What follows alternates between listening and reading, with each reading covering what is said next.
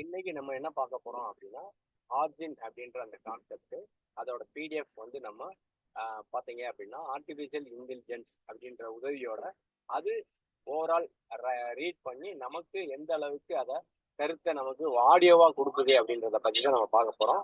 இப்போ அதை நம்ம ப்ளே பண்றோம், நம்ம கேட்குது. ஓகேங்களா? வணக்கம். வாங்க.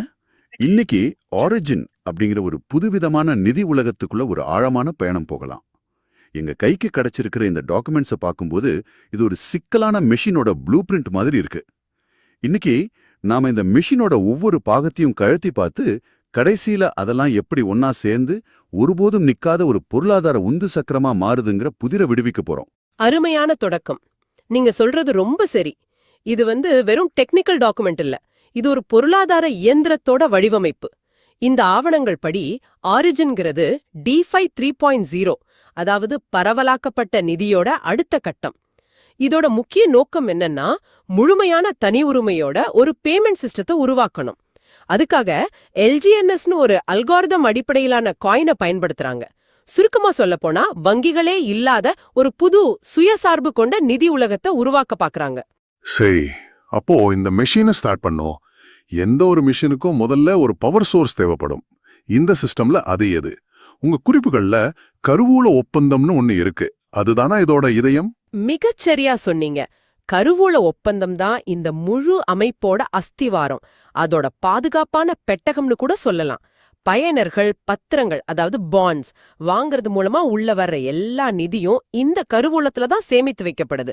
ஆனா அதோட உண்மையான முக்கியத்துவம் வேற. புதுசா உருவாக்கப்படுற ஒவ்வொரு LGNS டோக்கனுக்கும் குறைஞ்சது $1 மதிப்புள்ள ரிஸ்க் இல்லாத சொத்துக்கள், அதாவது ரிஸ்க் ஃப்ரீ அசெட்ஸ், இந்த கருவூலத்துல ஆதரவா இருக்கணும். இதுதான் விதி. ஓ, அப்படியா?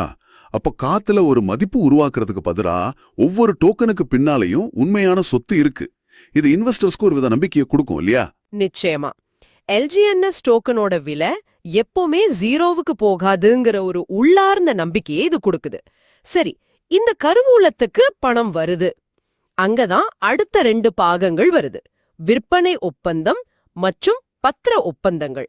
இது ரெண்டும் தான் கருவூலத்துக்கு நிதிய கொண்டு வர 2 முக்கிய வழிகள். சரி, இந்த விற்பனை மற்றும் பத்திர ஒப்பந்தங்களை மிஷினுக்கான எரிபொருள் குழாய்கள்னு சொல்லலாமா? இது எப்படி வேலை செய்யுது? நல்ல உவமை. விற்பனை ஒப்பந்தம் ரொம்ப நேரடியானது. அது ஒவ்வொரு LGNS டோக்கனும் குறைஞ்சது ஒரு USDT, அதாவது $1 மதிப்புக்கு விற்கப்படுறத உறுதி செய்யுது. ஆனா பத்திர ஒப்பந்தங்கள் தான் இங்க ரொம்ப சுவாரஸ்யமானவை. பயனர்கள் மார்க்கெட்ல நேரடியா LGNS டோக்கன் வாங்குறதுக்கு பதிலா இந்த சிஸ்டம் கூட ஒரு ஒப்பந்தம் போட்டு தள்ளுபடி விலையில டோக்கன்களை வாங்கலாம். ஒரு நிமிஷம், தள்ளுபடி விலையில டோக்கன்களை அமைப்பு ஏன் கொடுக்கணும்? அதனால அமைப்புக்கு நஷ்டம் இல்லையா? நல்ல கேள்வி. இது ஒரு தந்திரமான மார்க்கெட் யுக்தி.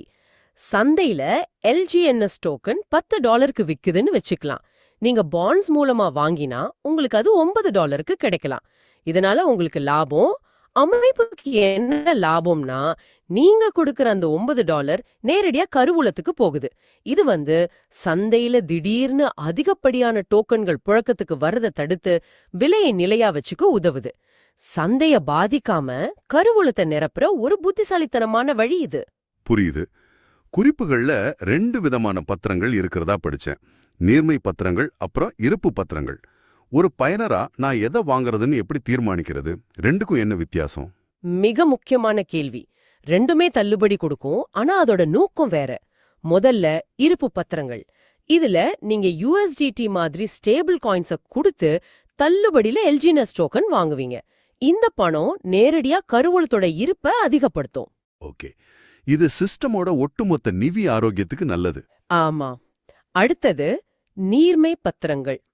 இங்க நீங்க LGN USDT ஜோடி டோக்கன்களை கொடுத்து பத்திரங்களை வாங்குவீங்க. இது சந்தையில டோக்கன்களை வாங்கவும் விற்கவும் போதுமான லிக்விடிட்டி இருக்கிறத உறுதி செய்யும். வர்த்தகம் சுலபமா நடக்க இது உதவும். சுருக்கமா சொன்னா, அமைப்போட அஸ்திவாரத்தை பலப்படுத்தணும்னா இருப்பு பத்திரங்கள், அன்றாட வர்த்தகத்தை நல்லா நடக்க வைக்கணும்னா நீர்மை பத்திரங்கள். சரிதானே? கரெக்ட். சரி, இப்போ மிஷினுக்கு எரிபொருள் வந்தாச்சு, கருவூலம் நிரம்பிடுச்சு. ஆனா மக்கள் அந்த பணத்தை உடனே எடுத்துட்டு வெளியே போகாம அதை உள்ளேயே வச்சிருக்க வைக்கிறது எப்படி? அங்கதான் இந்த ஸ்டேக்கிங் உள்ள வருதுன்னு நினைக்கிறேன், இல்ல? சரியா புடிச்சிங்க. ஸ்டேக் ஒப்பந்தம்ங்கிறது உள்ள வந்த நிதிய வெளிய போகாம தடுக்கிற ஒரு அணைக்கட்டு மாதிரி.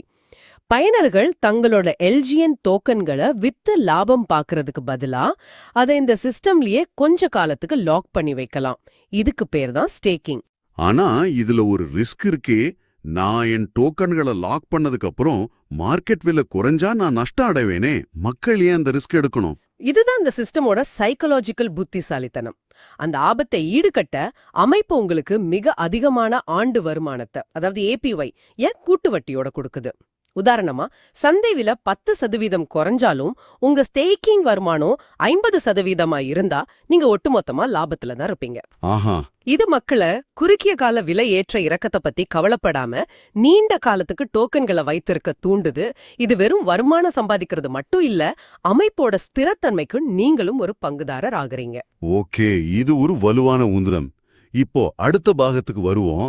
இதோட பேரு ரொம்ப வித்தியாசமா இருக்கு. பரிவர்த்தனை டர்பைன் இயங்கும் முறை.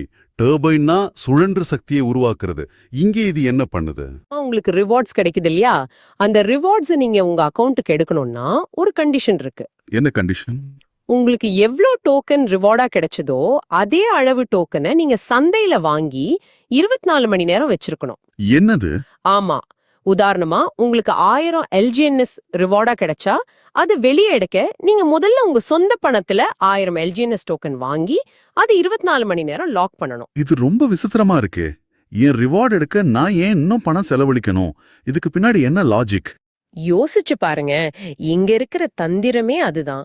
உங்களுக்கு கிடைக்க வேண்டிய ரிவார்ட ஒரு தூண்டிலா பயன்படுத்தி சந்தையில ஒரு நிரந்தர வாங்கும் அழுத்தத்தை, அதாவது பை பிரஷரை உருவாக்குறாங்க. பொதுவா ரிவார்ட்ஸ் கிடைச்சவங்க அத உடனே சந்தையில வித்து விலைய குறைச்சிடுவாங்க. ஆனா இங்க விற்க நினைக்கிறவனையும் முதல்ல வாங்க வைக்கிறதுங்கிறது ஒரு புத்திசாலித்தனமான உளவியல் பொறி. ஆஹா, இப்பதான் புரியுது. ஒவ்வொரு தடவையும் யாராவது அவங்க ரிவார்டு எடுத்தாலும் சந்தையில அதுக்கு சமமான ஒரு வாங்குதல் நடக்குது.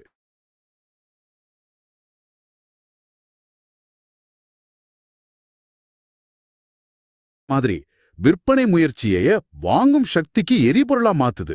அற்புதமான டிசைன். அதேதான். இது ஒரு சுய ஒழுங்குபடுத்தும் வர்த்தக சூழலை உருவாக்குது. சரி, இன்னும் 2 சின்ன பாகங்கள் இருக்கு. ஃபோமோபாட் பரிசு தொகுதிங்கிறது தளத்தோட வர்த்தக நடவடிக்கைகளை ஒரு லாட்டரி சிஸ்டம் மூலமா ஊக்குவிக்கிறது. ஆனா ரொம்ப முக்கியமானது அடையாளமற்ற ஸ்டேபிள் காயின் வழங்கல் ஒப்பந்தம். இதுதான் இந்த அமைப்போட இறுதி இலக்கண குறிப்புகள் சொல்லுது. ஆமா. கடைசில பயனர்கள் தங்களோட எல்ஜிஎன்எஸ் டோக்கன்களை எரிச்சு அதுக்கு பதிலா ஸ்டேபிள் காயின் ஏன்னு ஒரு புது காயினை உருவாக்கிக்கலாம். இந்த ஸ்டேபிள் காயினோட ஸ்பெஷாலிட்டி என்னன்னா, இது மூலமா செய்யப்படுற பரிவர்த்தனைகள் முற்றிலும் ரகசியமானவை, யாராலையும் கண்காணிக்க முடியாதவை. இதுதான் ஆரிஜின் அமைப்போட உச்சக்கட்ட நோக்கம், முழுமையான நிதி தனியுரிமை. சரி, இப்போ இந்த 7 பாகங்களையும் தனித்தனியா பார்த்துட்டோம். இப்போ அந்த $1 மில்லியன் கேள்வி. இதெல்லாம் சேர்ந்து எங்கனையா சாம்பாத்திக்க ஃப்ளைவீல் உண்டாக்கணும்?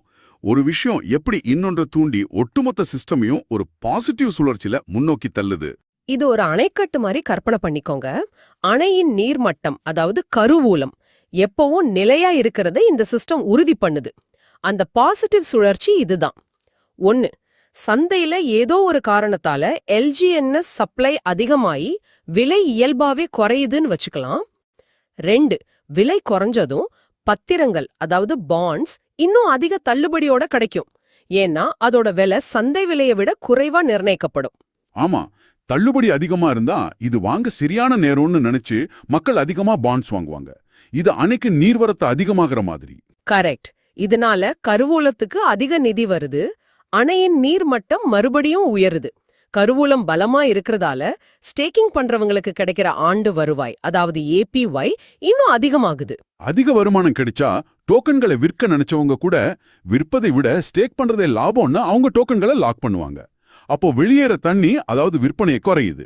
ஆமா, அதிகமானவங்க ஸ்டேக் பண்றதால சந்தையில விற்கப்படுற டோக்கன்களோட எண்ணிக்கை குறைஞ்சு தேவை அதிகமாகி விலை மறுபடியும் உயரத் தொடங்குது. விலை உயர்ந்ததும் இந்த சுழற்சி மறுபடியும் சமநிலைக்கு வருது. இதுதான் அந்த உந்து சக்கரம். ஓ, இப்பதான் முழு படமும் தெரியுது. இது ஒரு செல்ஃப் ஹீலிங் சிஸ்டம் மாதிரி. விலை குறைஞ்சா அதுவே தள்ளுபடியை உருவாக்கி மக்களை வாங்க தூண்டுது.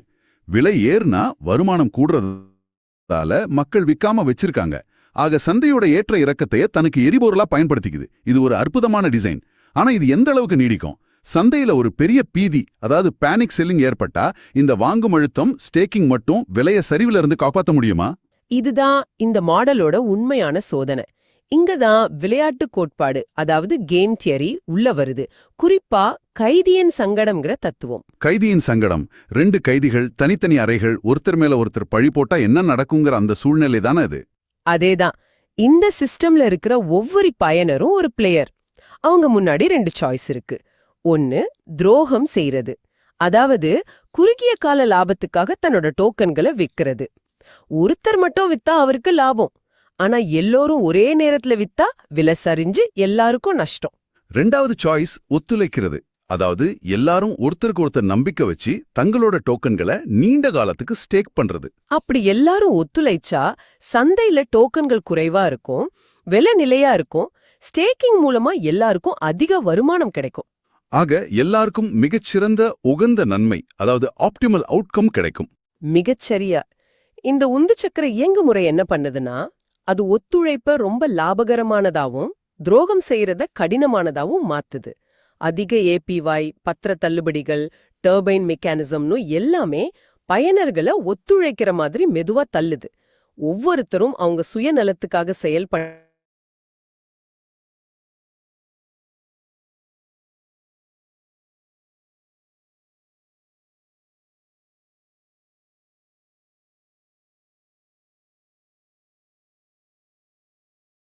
மனித உளவியல் இது மூணையும் கலந்து தன்னைத்தானே சரி செஞ்சுக்கிட்டு நிலையா வளரக்கூடிய ஒரு நிதிச்சூழலை உருவாக்க முயற்சினது. தனிப்பட்ட மனிதர்களோட பேராசைய ஒரு கூட்டு நலனுக்கான சக்தியா மாத்த முயற்சி பண்ற ஒரு பெரிய இது. நீங்க சிந்திச்சு பார்க்க வேண்டிய ஒரு இறுதி கேள்வி இதுதான்.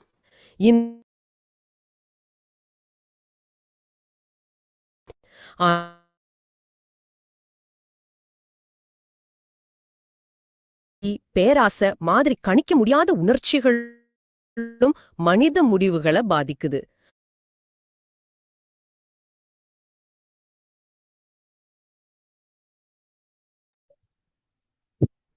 நம்ம பார்த்த இந்த